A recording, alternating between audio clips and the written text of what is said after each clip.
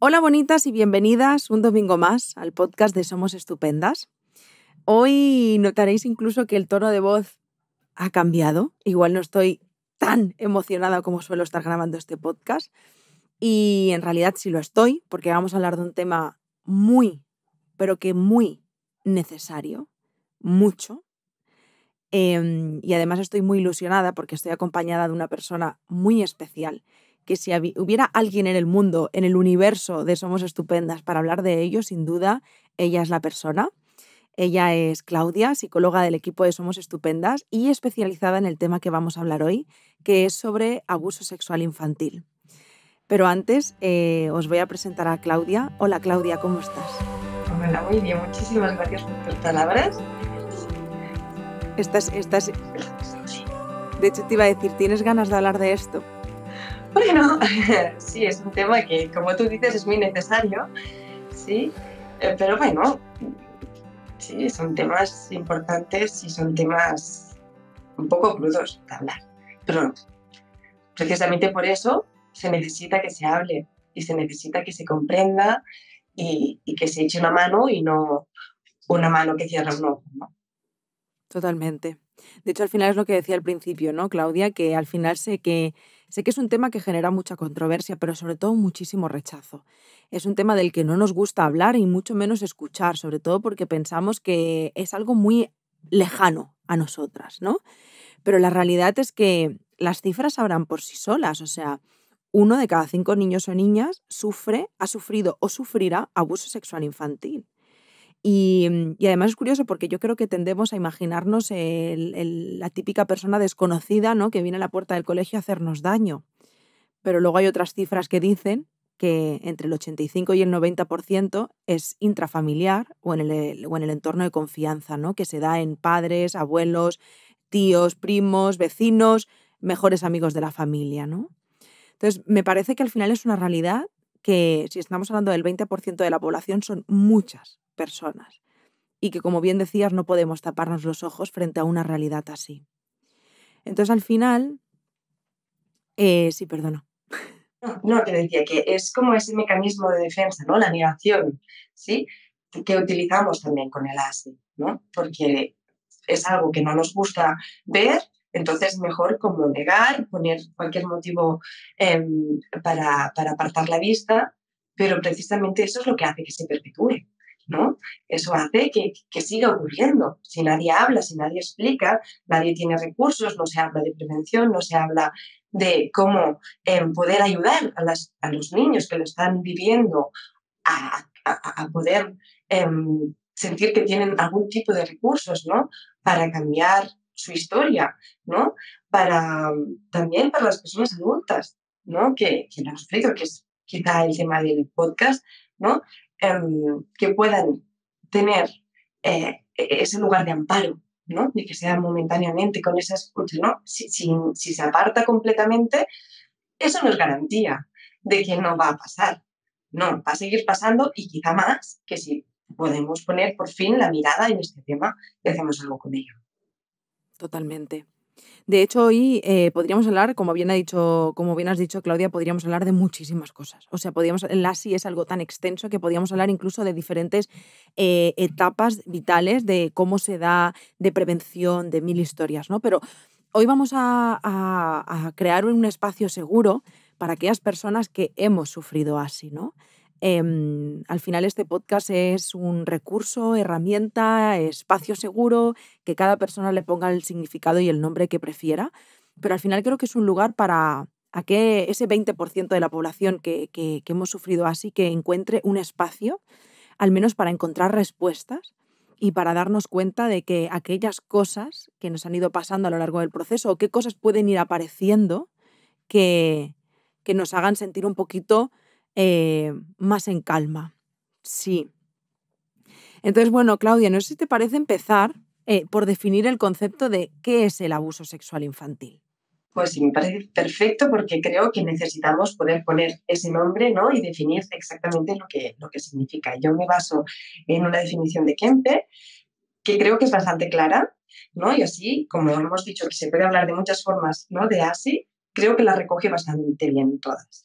Es la participación de niños o adolescentes dependientes e inmaduros en actividades sexuales que no están en condiciones de comprender, que son inapropiadas para su edad y desarrollo psicosexual, para las que son incapaces de dar su consentimiento y que transgreden los tabúes y las reglas familiares y sociales. Creo que es importante, ¿no?, matizar las palabras, ¿no?, que no están en condiciones de comprender. Hablaremos luego, ¿no?, de qué pasa, por qué no se dice en la infancia, pero poder entender que la sexualidad de un niño no tiene nada que ver con la sexualidad de un adulto, ¿no?, en su comprensión, creo que ayuda, ¿no?, también a poder clarificar, ¿no?, esa distancia entre una cosa y la otra y poder entender por qué es tan traumático, ¿no?, el mezclar en niños en temas que no les corresponden. Esto no sé si lo vamos a hablar después, pero a mí me surge mucho ay, no me viene la palabra, en plan, cuando tú lo haces, el consentimiento. Esto, ya me venía. Sí, es que el consentimiento aquí, aunque lo hablaré después, pero ya aprovecho y lo hacemos un poquito más dinámico, ¿sí? Creo que es importante diferenciar, ¿no?, el consentir con el ser pasivo ante una situación, ¿sí? Un niño es que además no tiene tampoco muchos recursos para hacer frente a un adulto. Y no estamos diciendo solo un adulto, sino que ese adulto sea una persona de referencia, de confianza, ¿no? Un niño no va cuestionando constantemente lo que están haciendo sus adultos a su alrededor. La profesora porque enseña, mamá porque le da la comida, papá porque lo lleva al colegio, ¿no? Entonces, esa pasividad, aparte que obviamente puede ser la respuesta, ¿no?, de shock ante lo que está sucediendo, también forma parte de ese momento, ¿no?, que eres niño y es el adulto el que lleva, ¿no?, lleva la responsabilidad de lo que está sucediendo, ¿no? Entonces, por un lado, comprender que corresponsabilidad no hay, ¿no?, que es lo que habías dicho, ¿no? Quizá el sentir, eh, porque la responsabilidad solo pertenece al adulto, ¿no?, ante un niño. O sea, un niño, su misión no es evitar ser abusado. Su responsabilidad en esa etapa de la vida no es llegar a evitar ser abusado. La responsabilidad de la protección del niño recae sobre las figuras de protección, sobre sus figuras de apego, sus figuras de sus familiares, su entorno. Entonces, ya pasar a decir, no, es que el niño, no, tener que discriminar, no, primero porque muchas veces ni se sabe que se está siendo víctima, ¿no? Porque no tiene ni palabras, ni son tan pequeños que ni entran en ello. Luego también entra aquí la dinámica, ¿no? La forma en la que muchas veces se va llegando a ese abuso. No empieza de un momento a otro brusco, ¿no? No siempre es así. Entonces también hay esa sensación de estar participando de forma no consentida a algo, y aquí tenemos que hablar también de manipulación, tenemos que hablar también del abuso de poder que está ejerciendo ese adulto que sí que sabe, sí que es consciente de lo que está sucediendo, y ese niño que no tiene ni códigos para poder dar significado a lo que está pasando, ni tiene herramientas para gestionar esa situación, ¿sí? No sé si he respondido un poquito lo que... Súper respondido, Claudia. De hecho, ahora no sé cómo tenías como planteado continuar, pero yo tenía que apuntado, ¿no? Llega un momento donde, vale, ha pasado. Entiendo y sé por experiencia, aunque también comprendo que cada persona lo vivimos de manera diferente, que desde que sucede hasta que haces clic, y para mí ese clic es el darte cuenta, hay muchas fases, por lo menos yo sí las viví. Eh, la negación, el primero esto es un sueño, bla, bla, bla. Pero si te parece podemos ir a ese punto, ¿no? A ese punto en el que, de tu vida en el que dices, vaya, me acabo de dar cuenta. Puedes poner esa palabra, ¿no? Eso que sufrí fue un abuso sexual infantil.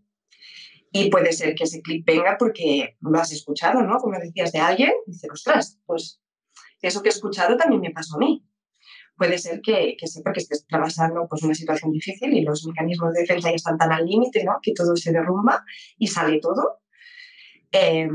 O quizá también porque la situación ahora es más segura en tu vida, ¿no? De alguna forma, ya estás viviendo sola, lejos del agresor, ¿no? O ya has formado tu propia familia, ¿no? Aparecen los hijos y eso despiertan muchas cosas en ti, o simplemente porque la situación actual pues, te permite sentirte más a salvo y empezar a decir, vale, pues esa cajita que tenía ahí, sí, ahora puedo mirar.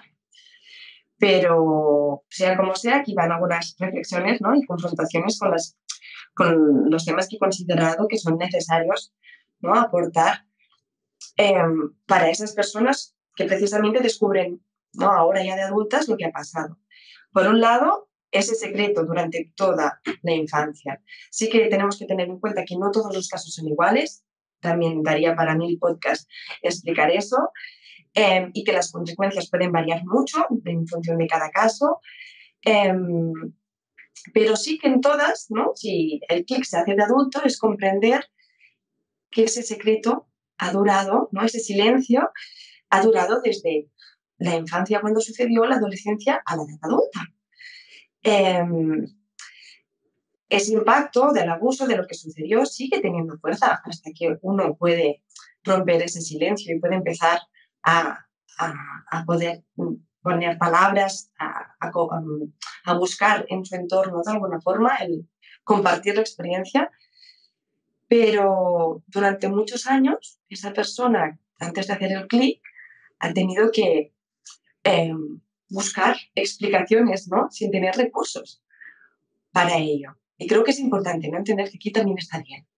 Está bien todo lo que nuestro sistema, ¿no? haya podido usar para protegerse de eso, ¿no? Desde la disociación, ¿no? Como ese refugio, ¿no? Ese compartimiento espacial, ¿no? Donde dejo todo eso, desde el desconectar ya también más literalmente, ¿no? del cuerpo, para no sufrir, ¿no? Para poder escapar, ¿no? De esa situación, porque creo que es importante entender que en la manipulación, la utilización del afecto, de la confianza que se gana, ¿no? Ese abusador, es lo que genera más daño, ¿no? A nivel psicológico y de alguna manera impacta tanto en el desarrollo evolutivo de la persona. Comprender que alguien que nos tiene que proteger, alguien, ¿no? con quien establecemos esa confianza, puede ser a la vez alguien que nos hace daño, ¿no? Asociar esa figura con peligro, a nivel psicológico es muy complejo, ¿no? De ahí la disociación y otros mecanismos. Entonces, no tener herramientas cuando está sucediendo eso también es un tema que creo que ayuda una vez, ¿no? A hacerse el clic a poder comprenderte, ¿no? Poder comprender todo lo que has podido hacer, ¿no? Para sobrellevar eso sin recursos.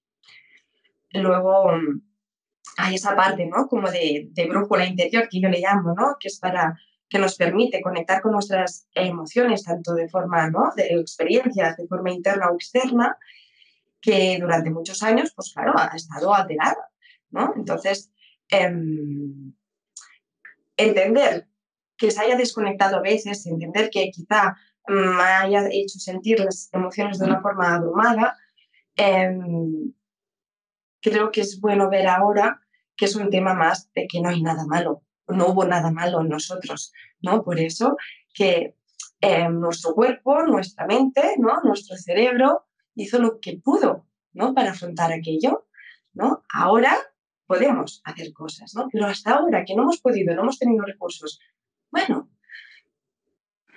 hemos hecho lo que hemos podido, ¿no? Con ese material que teníamos, ¿no? Teniendo en cuenta que éramos pequeños, que nuestro cerebro estaba completo, pero era inmaduro, ¿no? Y con lo que conlleva el crecer con el trauma.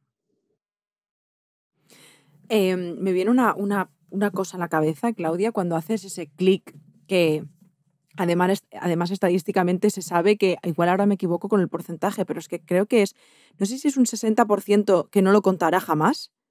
El 90% no lo va a contar durante su infancia o adolescencia. O sea, que lo contará en la edad adulta. Y pasa esto, no sé si tú te lo has encontrado mucho en consulta, ¿no? El hecho de que de pronto aparece justo cuando has dicho, ¿no? Pues en la maternidad, cuando fallece esa persona, que entiendo que también es un momento como que me remueve mucho, cuando te puedes dar como ese permiso de explotar con todo, que de pronto dices, ¿y por qué ahora aparece esto, no? ¿Por qué aparece ahora esto? Si llevo, o sea, ¿por qué aparece esto ahora a mis 30 o a mis 40 o a mis 25 o a mis 60? Ese juicio, ¿no? A bloquear esto que... Yo creo que aquí sería volver a hablar un poquito de la disociación, ¿no?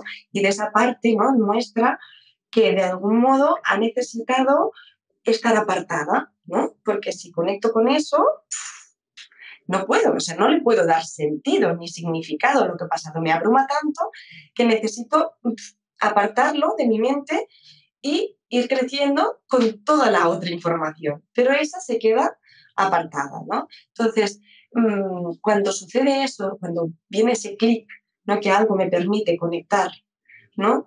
Con lo que pasó, puede ser por muchos factores también. Sí, lo que comentábamos, ¿no? Puede ser que ese clic venga porque nuestras situaciones nos sentimos a salvos de aquel peligro, ¿no? Puede ser porque conectamos con esa niña, ¿no? Ese niño al ver a otro niño cercano. Eh, Puede ser por muchos motivos, ¿no? Entonces, creo que aquí también es comprender que no hemos tenido nada malo, ¿no? Que nuestro cerebro de nuevo, ¿no? Ha hecho lo que ha podido y ha intentado mantener eso alejado de nuestra mente o de nuestra conciencia para protegernos, ¿no? Y que es normal que haya sucedido así, Total. que no tenemos ningún problema, ¿no? Que obviamente trabajar y ayudar y tener un acompañamiento psicoterapéutico puede ser necesario, ¿no? Para ir integrando todo eso, para poder integrar esa parte, ¿no? Con todo nuestro yo, pero dar ese mensaje, ¿no? También de decir que es normal, ¿no? Que otra forma sí. Totalmente. Jo, Claudia, llegas a este punto, no sé si te parece que hablemos de los procesos del ASI, ¿no? Porque creo que a muchas personas les puede ayudar a poner palabras a eso que les está ocurriendo. Porque entiendo que las personas que nos escuchen pueden estar en procesos muy distintos, pero que al final pueden ponerle nombre, ¿no? De alguna manera, si hablamos de ellos. Ujú. Sí, o sea, creo que es importante poder poner palabras siempre, ¿no? Porque es la forma también de ir estructurando lo que pasó, ¿no? Que si no queda el drama siempre está como desperdigado y necesitamos ir elaborando esa historia. Y si te parece, bueno, puedo hablar del paso, ¿no? De la revelación, quizá. Totalmente. Momentazo, ¿eh? El momento en el que ya soy consciente de lo que ha sucedido y he podido poner esa palabra, sea el momento que sea, los 20, los 30, 40, 60, ¿sí? Y voy a buscar ese apoyo en mi entorno, ¿no? Al revelarlo. ¿Y qué pasa? Que como hemos empezado, ¿no? La negación como mecanismo familiar también está ahí a primera línea, ¿no? No siempre, ¿no? Pero creo que también es importante contemplar que hay esa eh, eh, posibilidad, ¿no? Buscar ese apoyo, buscar esa comprensión, el sentirnos validados, ¿no? Después de todo lo que supone, ¿no? Abrir, compartir esa caja durante tantos años cerrada, claro, nos encontrábamos con la familia que a veces parecen más abrumados que nosotros con lo que estamos contando, ¿no? Con ese entorno que, como hemos dicho, sí, abuso sexual infantil, no quiero mirar, ¿no? No quiere ver ello, pero con ello no nos están viendo, ¿no? No están viendo a la persona que lo ha sufrido. Entonces, creo que es importante aquí también saber, ¿no? Que puede pasar eso, que la familia, mmm, por diversos motivos, quizá porque las implicaciones emocionales pueden ser muy grandes, o las económicas, o las sociales, ¿no? Em, pueden llevarlos a ser incapaces, ¿no? De hacer algo al respecto, dar esa respuesta que tanto se necesitaría en esos momentos. Entonces aquí es, bueno, ser consciente de que puede pasar, no para dejar de validar lo que ha sucedido, pero sí para poder estar prevenidos y de nuevo apuntar a la necesidad quizá en estos momentos de elaborar esa parte a nivel terapéutico, porque de nuevo es esa sensación, me conecta con qué, ¿no? Durante muchos años no lo he dicho, quizá porque la disociación de alguna forma me hizo permanecer como un poco de amnesia, quizá por el mismo miedo, ¿no? de la infancia o porque no lo he estado relacionando durante todo este tiempo, pero una de las cosas principales que suceden cuando un niño sufre un abuso sexual infantil es ante la revelación, la posible revelación a los adultos, a la familia, es ese miedo al castigo, ¿no? De nuevo, hablo de que no hay una codificación de lo que ha pasado, no hay unas palabras que permitan decir, mira, papá, mira, mamá, ¿no? Me ha pasado esto, ¿no? He sufrido un abuso sexual infantil y me he sentido así y ha sido esta persona en este momento, ¿no? Primero, la complejidad que lleva el que sea un familiar, que pueda ser o papá o mamá, ya empezando por aquí. Y luego, el no saber exactamente qué es lo que ha sucedido también lleva a sentir, bueno, voy a ser muy vulnerable, ¿no? Si me castigan por eso, ¿no? Porque no sé bien. No tienen esta información, ¿no? Los niños cuando han sido abusados. Entonces,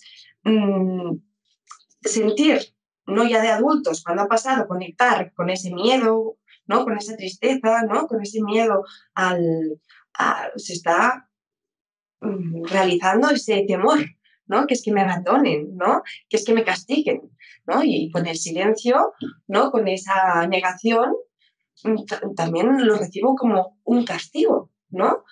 No voy a hacer nada con ello, ¿no? Entonces, sí que creo que es importante diferenciar, ¿sí? A nivel de ayuda, como herramienta para las personas que están pasando por eso. Que una cosa es la niña que fuiste, ¿no? El niño que fuiste, que tenía miedo a ese castigo y a ese abandono. Y cuando somos pequeños, vivir ese castigo y ese abandono es como un peligro vital, porque perder a mamá, perder a papá, a los niños no les hables de Negaia, ¿no? No les hables del sistema de protección de infancia porque, ¿no? Son nuestros referentes y perder eso es peligro de vida, es perder la vida, ¿no? ¿Quién va a protegerme, ¿no?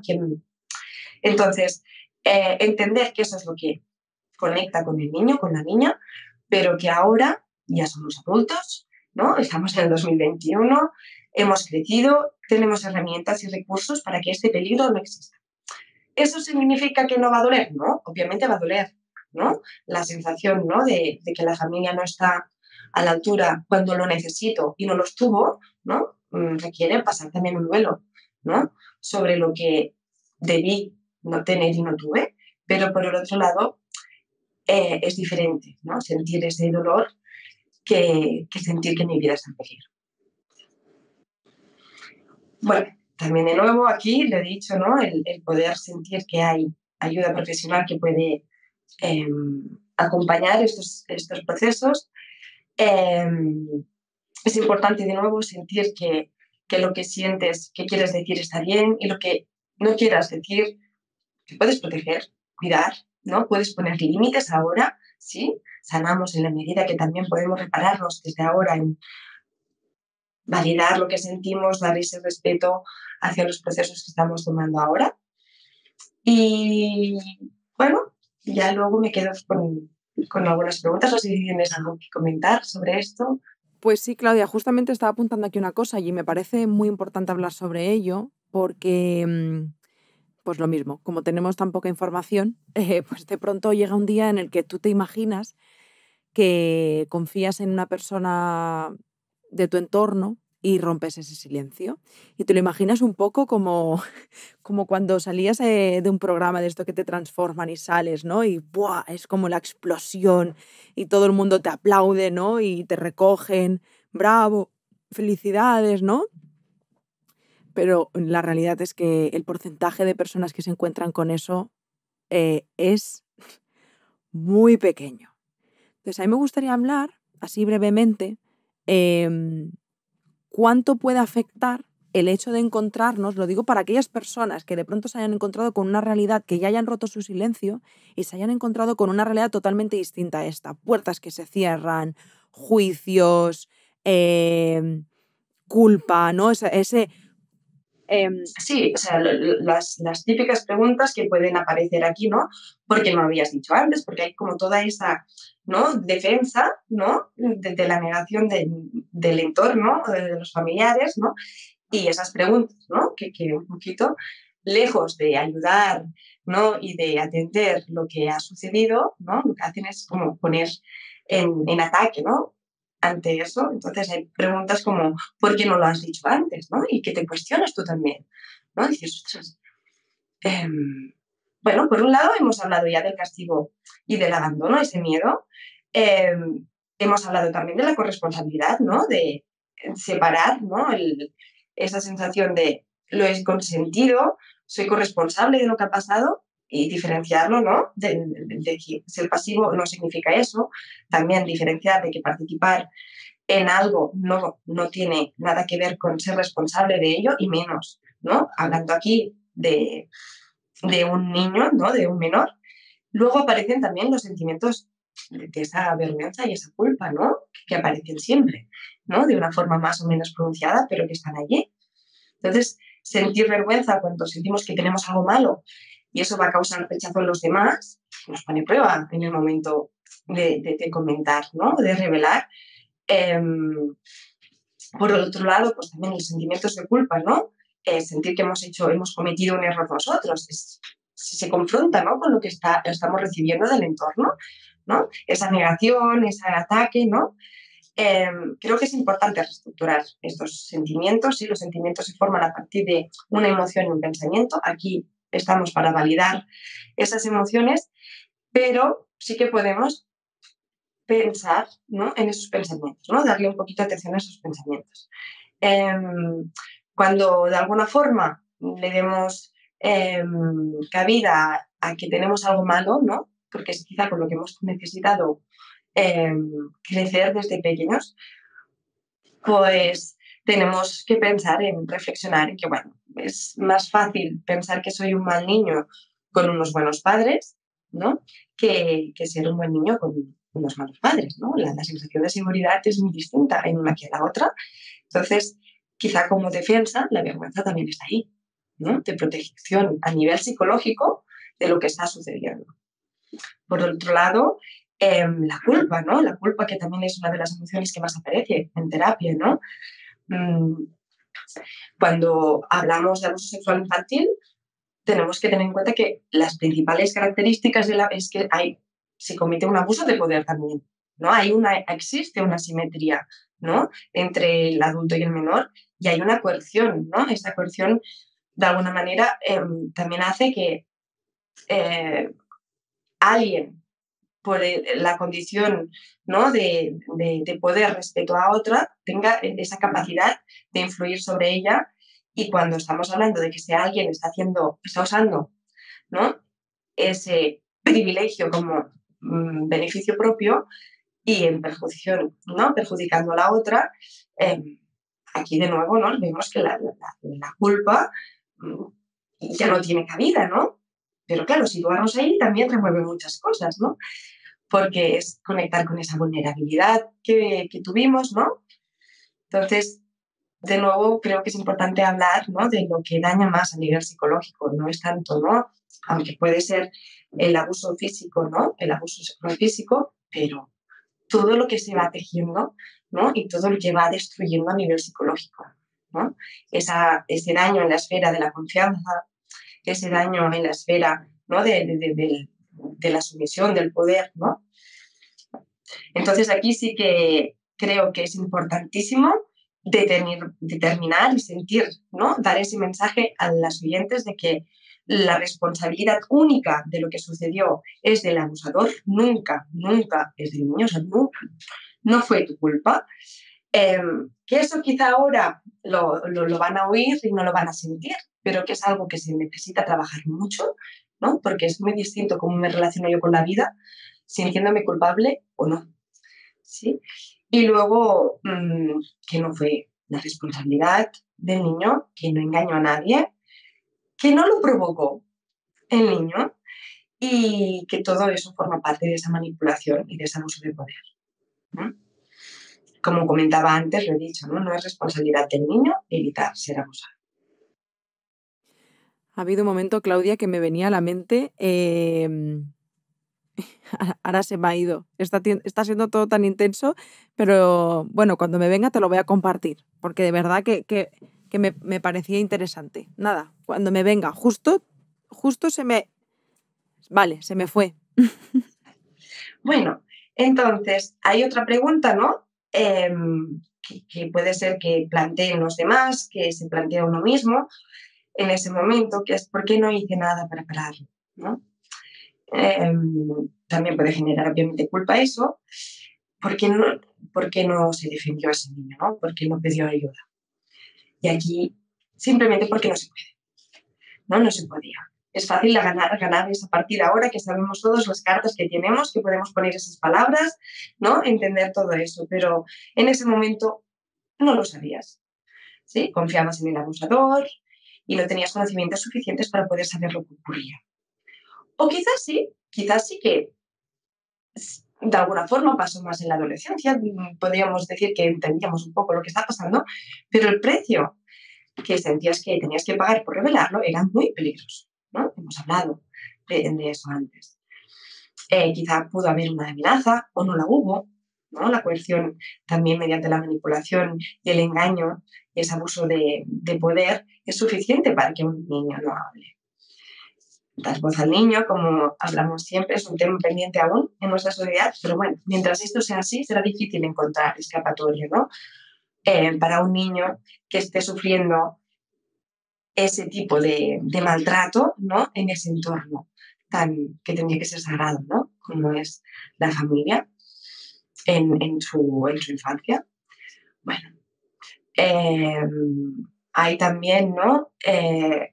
Una ayuda para poder comprender el por qué no hice nada y es poder ver, ¿no? Ahora, desde el presente, ver a algún niño que tenga la edad que sufriste, ¿no? Cuando sucedió ese abuso y ver cómo es, ¿no? Ver cómo juega, cómo habla, ¿no?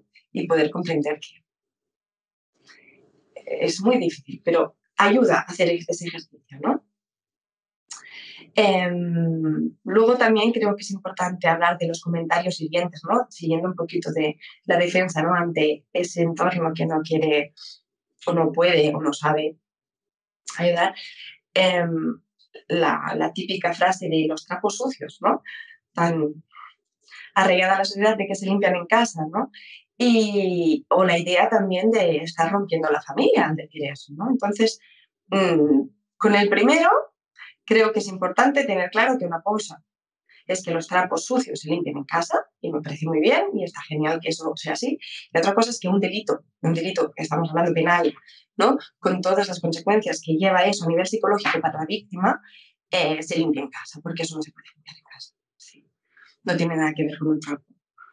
Y luego estar rompiendo la familia. Claro, aquí tenemos que plantear quién ha roto la familia. ¿La está rompiendo la persona que fue víctima por esa acción de ese adulto, ese familiar, o fue el abusador? Y lo dejo allí porque realmente quien realizó el acto con toda la conciencia de hacerlo era el adulto, no el niño. ¿Sí? Muchas veces hemos dicho que ya ni el niño es consciente de lo que está haciendo, ¿no? Primero porque no puede poner palabras y segundo también en función de la edad. Entonces, sea como sea, quien rompe la familia siempre es el agresor, siempre es el abusador, siempre es el adulto, ¿no? Que tiene la responsabilidad de guardar esa protección y esa seguridad y la utiliza no solo para no hacerlo, sino para ganar un beneficio propio, ¿sí? Ahí se rompe la familia. Claro, ¿no? Cuando se rompe ese silencio. De hecho, Claudia, me estaba viniendo al fin lo que quería compartir antes contigo, que yo siempre digo, y creo que en esto estaremos de acuerdo todas las personas que hemos pasado como por todas estas fases, ¿no? Que has ido explicando, y es que Los abusos, en términos generales, son mucho más complejos de lo que la gente se imagina. Se piensa que es como algo que pasó en la infancia, como además las cosas como se olvidan y ya está. Así tampoco hay que, bueno, a ver, no le des tanta bola, ¿no? Es un poco esto, ¿no? Esa creencia. Supéralo, sí, sí, ya ha Sí. pasado, sí, sí. En cambio, las personas que lo hemos sufrido, yo siempre digo, lo mejor que me ha pasado de todo han sido los abusos. Es lo que menos duele. O sea, lo que duele es todo lo demás. Es esa culpa, ese juicio, ese romper la familia, ese guardar el silencio, esa mochila de todo lo que implica haber sufrido abusos. Eso es lo que verdaderamente duele. No quiero decir que el otro no duela, ¿eh? Es simplemente que al final es tan complejo que ojalá fuera tan fácil como, bueno, ya está, ya pasó. Claro, y por eso es tan complicado a veces, ¿no? Poder determinar cuáles son los efectos, ¿no? Del abuso en sí, porque hay muchos factores que lo pueden determinar la gravedad de todo, ¿no? Em, Cuando sucede, sucede, y si un niño puede tener un entorno, ¿no? Que lo detecta, que lo protege, que le ayude a asimilar, que lo ayude a integrar, que de alguna forma recibe la, eh, la ayuda necesaria para elaborarlo, será una cosa. Un niño que vive un trauma, porque no deja de ser un trauma esto, que durante muchos años de su vida, con las palabras, concepciones infantiles que tiene que ir estructurando, codificando lo que ha sucedido, luego llega a la adultez con ese pastel, ¿no? De construcción de todo ello. Eh, claro, son muchos años, lo que decíamos que también durante el silencio, ¿no? De todos esos años, lo que ha pasado es el no poder darle comprensión, ¿no? No poder saber qué hacer con ello, ya directamente. Quizá ya ni busques la explicación, es qué hago yo con eso, ¿no? Durante tanto tiempo, claro, crea un impacto psicológico muy importante, ¿sí? Que el revelar, ¿no? Decir, bueno, ahora ya lo hago y no encontrar ese apoyo, ¿no? Que bueno, ya estoy dando el gran paso, venga, y que no recibir eso aún daña más y tiene un impacto más grande a nivel psicológico. Entonces, claro, hay muchas cosas, no solo una cosa física que pasó en un momento determinado de tu vida, sino todo lo que ha conllevado que eso sucediera en ese momento evolutivo de tu vida, ¿no? Entonces, sí, sí, por desgracia, y suena muy crudo, pero a veces sí, ver eso, ¿no? Que quizá incluso dentro de la gravedad de todo, quizá fue lo mejor de todo, ¿no? Lo que vino después. Aquí por eso sí que es muy importante el poder saber, sentir que hay profesionales que pueden trabajar, que pueden ayudar a elaborar eso, porque no deja de ser una segunda traumatización, ¿no? Que suceda. Entonces, es difícil encontrar ese apoyo eh, con personas de nuestro entorno solo. Sí, al final volvemos un poco a lo de antes, ¿no? Si de pronto alguna persona se encuentra que rompe el silencio y lo que se encuentra son puertas cerradas, pues que al final yo les invitaría, ¿no? A que con esa revictimización, que por favor no paren de buscar, porque hay personas, siempre hay personas o profesionales que nos pueden ayudar.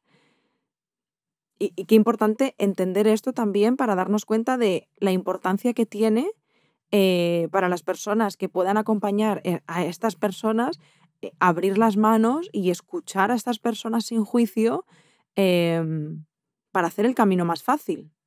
En lo reparador y necesario que es en esos momentos encontrar eso. Sí, sí. Totalmente. Jo, Claudia, pues me sabe mal, estamos acabando.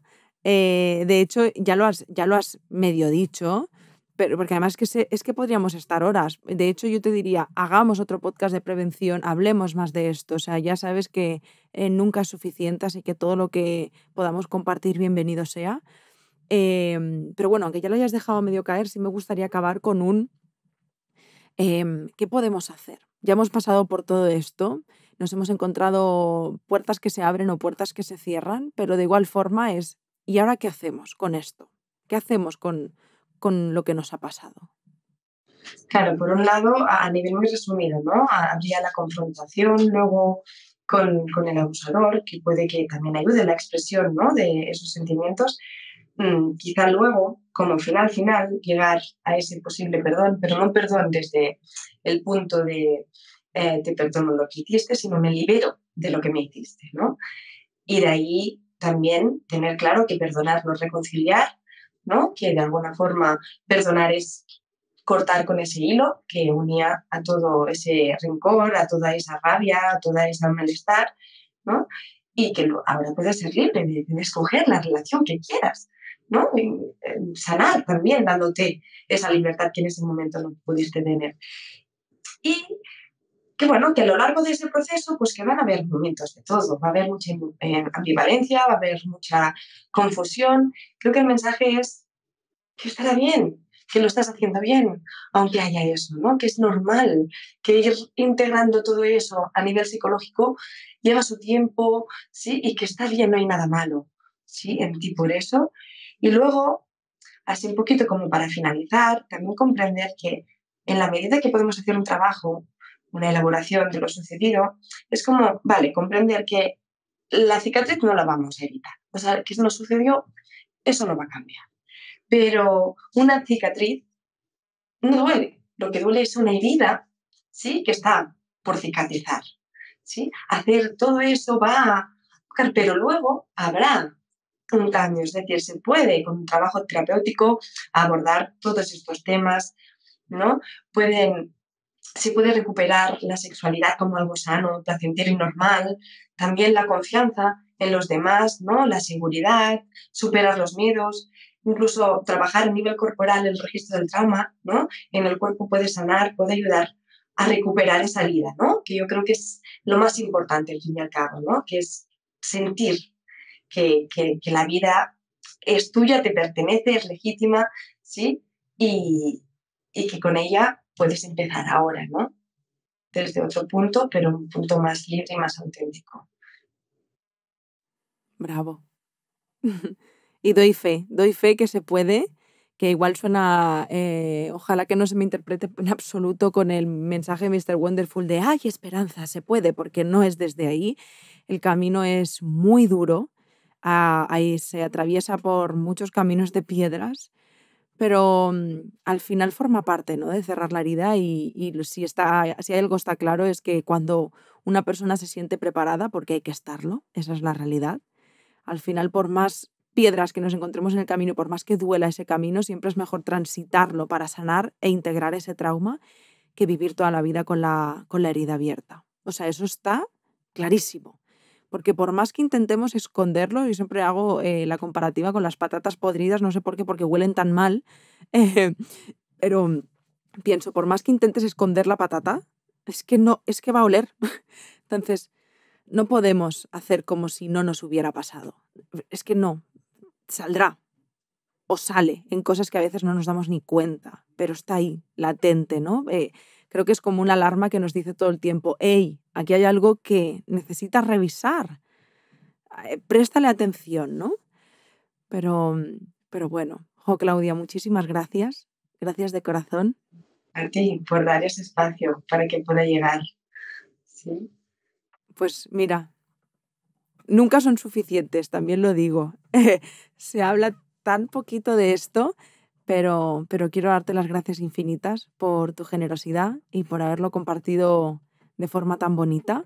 Gracias a ti para hacerlo también tan fácil y tan cómodo. Gracias. Y a vosotras quiero daros las gracias también y quiero mandaros un abrazo muy fuerte, porque entiendo que si has llegado hasta aquí hay algo que te vincula a esta temática, porque lo hayas vivido o porque tengas una persona cerca. Entonces, sea como sea, yo personalmente te felicito y te mando un abrazo muy, muy fuerte. Y por supuesto te digo, ¿no? Como antes decía Claudia, si necesitas ayuda, aquí estamos para ayudarte en lo que necesites. Y poco más, la verdad, que gracias de corazón, que os mando un abrazo muy fuerte y que nos escuchamos el domingo que viene. Gracias, Claudia. Gracias a todos. Un besito muy fuerte. Chao.